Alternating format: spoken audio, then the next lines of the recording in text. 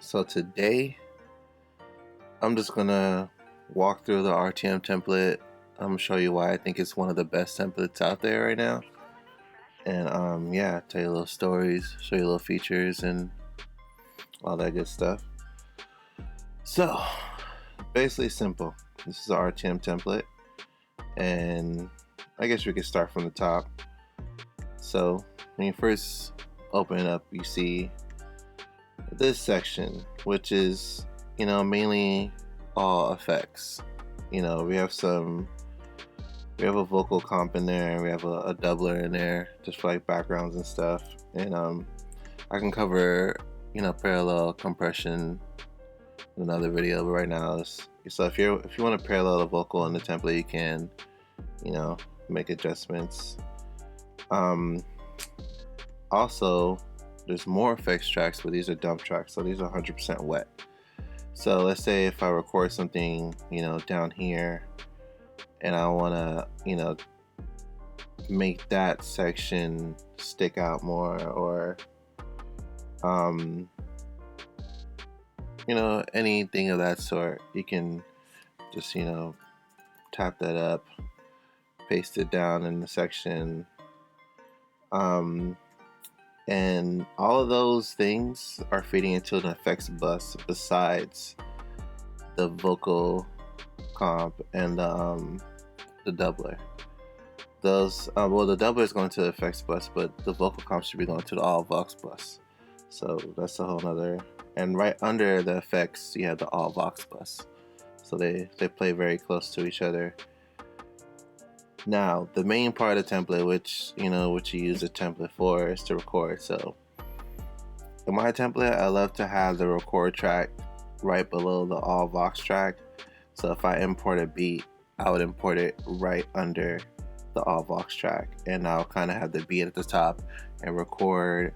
And as I'm recording, I'll just record. Let's say there's a clip right here. I'll record and then drag down.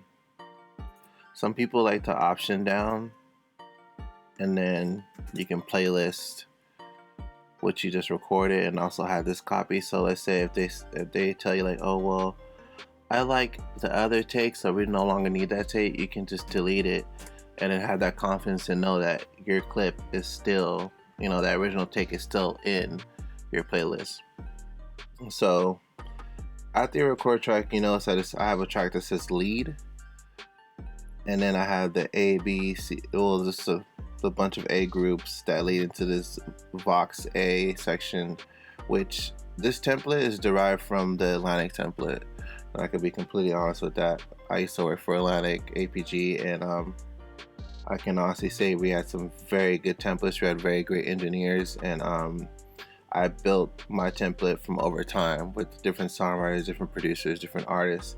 And also, little secret, I have features from Dave Pensado's template in here because I used to assist for him. So that's a secret a lot of people don't know about this template. Now everybody's gonna know that little secret. So yeah, back to the template. So yeah, I have a lead track that I can dump what I recorded onto, and also, just to make it simple, you can drag your auto tune onto that first section of that track, and that goes for everything else. If you notice the ad-libs, the two ad-libs I have here, of course some people like to put on the aux groups, but I don't do that, me personally.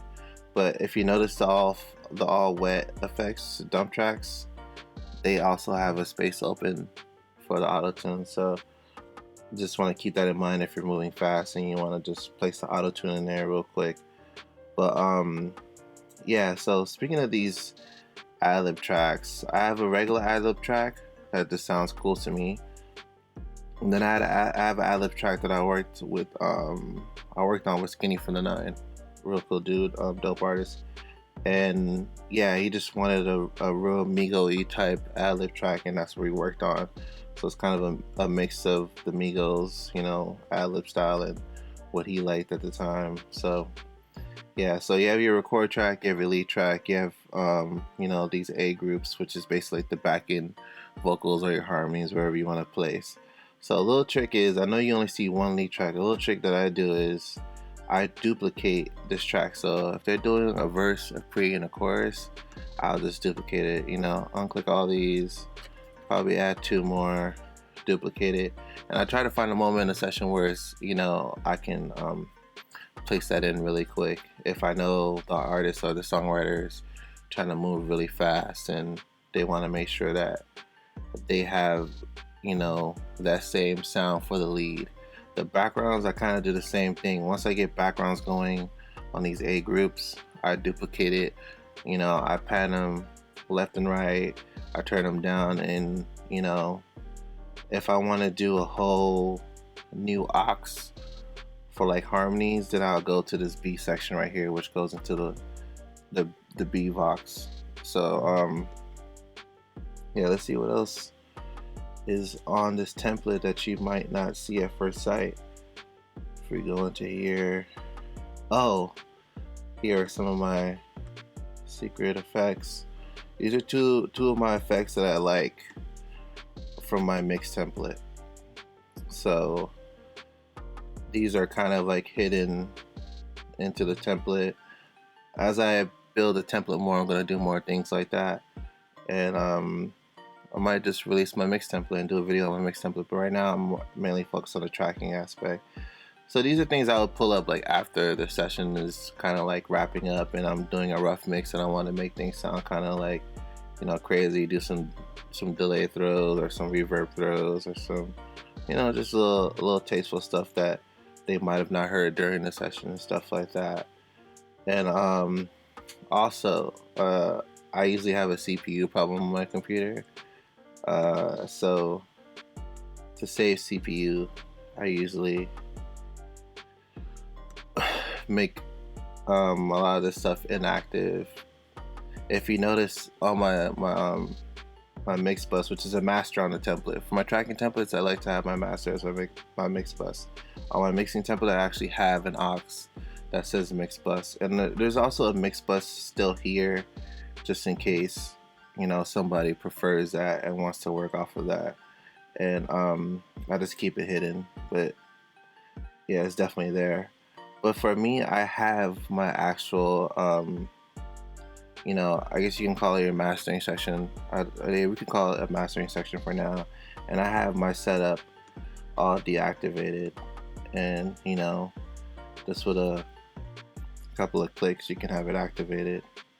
Oh, if you're wondering what I'm using to activate it so fast, I'm using Control, Command, and then I'm clicking.